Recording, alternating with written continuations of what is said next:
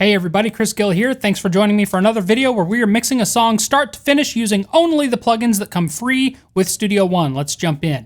All right, so let's take a listen to the guitars we've got going on here. I should note we've got 3 guitar tracks. They are all stereo tracks. I've got a rhythm guitar and 2 separate lead guitars. Let's give them a listen.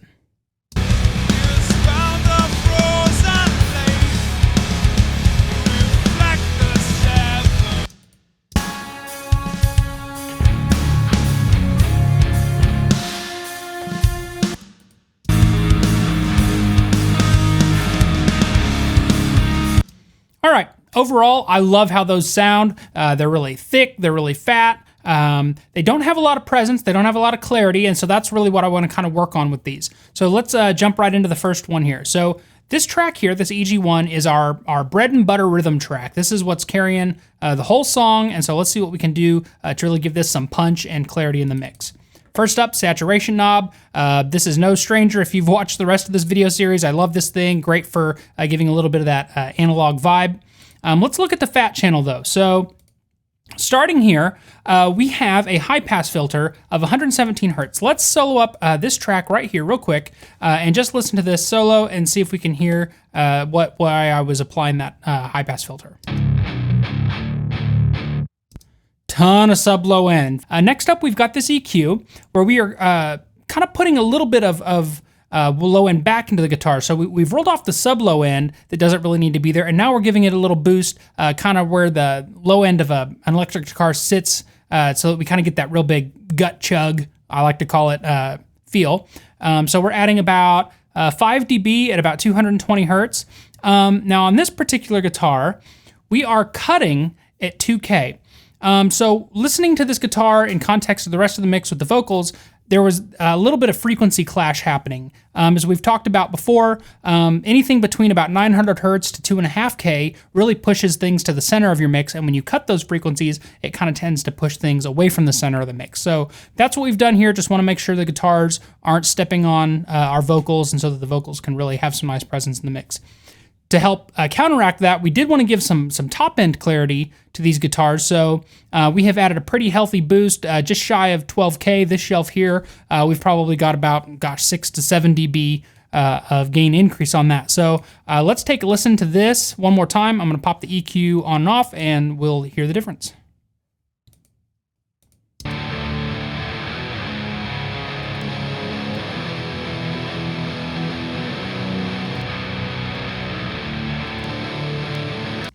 In the context of the mix, that's going to sound really nice. Let's move on to our next guitar, and it's actually coming up right here in this section. So let's give this a listen one more time, just in solo.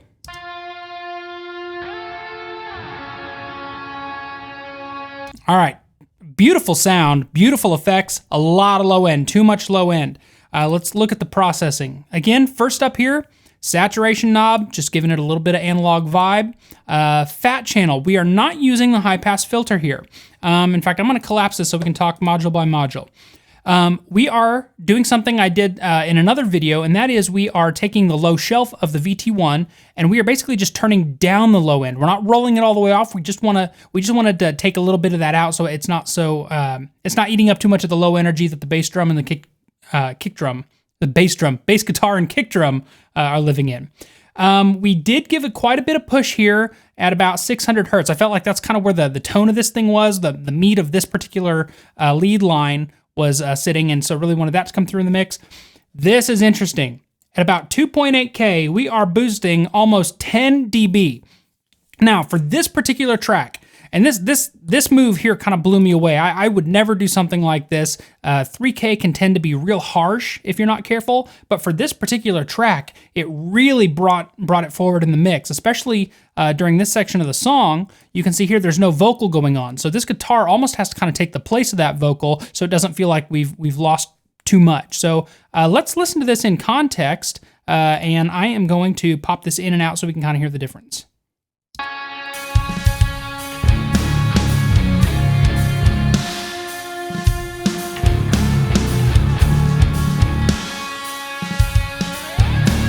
Much better. It feels like it's sitting on top of the mix. We can really hear those effects. And so one other thing we've done here is this compressor. I am not compressing this guitar because the dynamics are out of control or anything like that. I'm using this compressor because I really wanted to make sure that the effects he recorded on this track, the reverb, the delay, were really coming through nice. So I'm getting just like 3 dB of gain reduction and then boosting the level a little bit just to make sure that those effects are real present in the mix. Moving on to the third guitar, that's this guy over here. Let's give this a listen.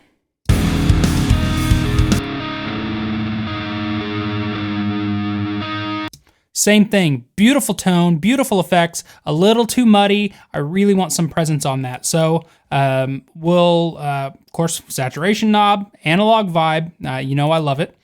Fat channel, we're doing the exact same thing we just did on the other track, and that is no high pass filter. We are turning down the low end, so at about 80 hertz, we're cutting about 6 dB.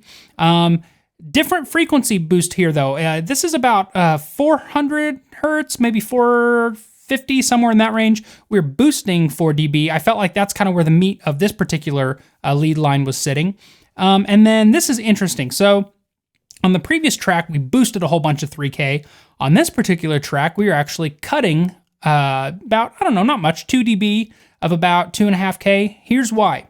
This particular lead line, I'm gonna move this, and let's look right here.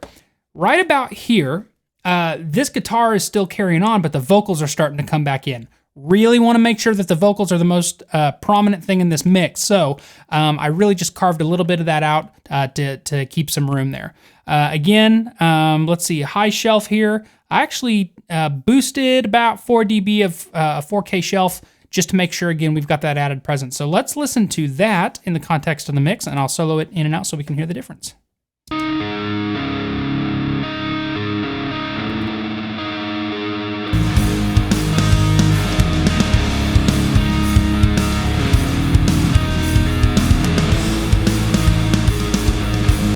All right, so in the context of the mix, you actually aren't missing a whole bunch of that low end. It's really only when it's soloed you hear that low end go away. That's kind of a telltale sign of when you know that it's okay to cut some low end. If you're taking it away in the context of the mix and you don't even notice that it's there or not, it's probably a good idea just to leave it out. All right, so final thing here.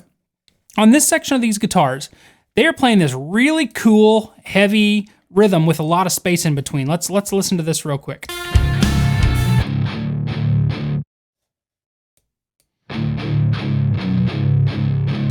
I love it, but it's a little too dry for me. I really wanted it to breathe a little bit. So when they hit that bum, bum, bum, bum, bum, bum, bum, like I want the guitars to feel like they're taking a breath to go into the next rhythm. To do that, we're adding a room reverb, and nothing super fancy. This is the PreSonus room reverb plugin. Let's see, we're using a medium hall. I have the size fairly small. The width is as wide as it can possibly go. I haven't messed with any of the other settings other than this reverb mix knob.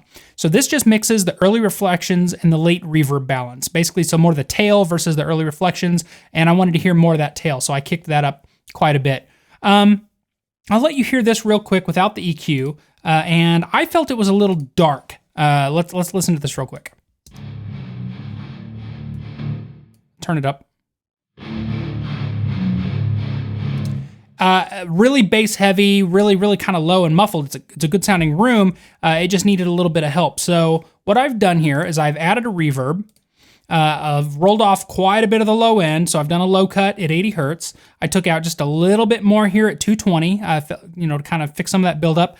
I have added a huge high shelf all the way down to 3.24K, and I'm giving that like almost 11 dB. So a lot of that room presence. And then I am also giving a really big boost right at about 1K, and that is basically where that room sound lives, that mid-range room tone. And so I really wanted that to come through, especially at that section when those gaps happen in that riff.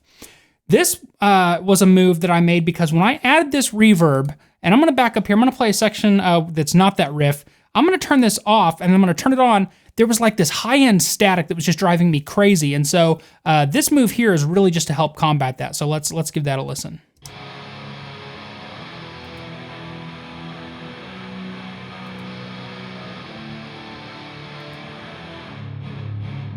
Again, just something to help tame some of that white noise sound. All right, so that is really it. I think they sound much bigger, much better. Again, my name's Chris Gill. do me a favor, hit that like button, subscribe to the channel. We have a couple more of these coming your way very soon. In the meantime, take care, and we'll see you in the next video. Thanks.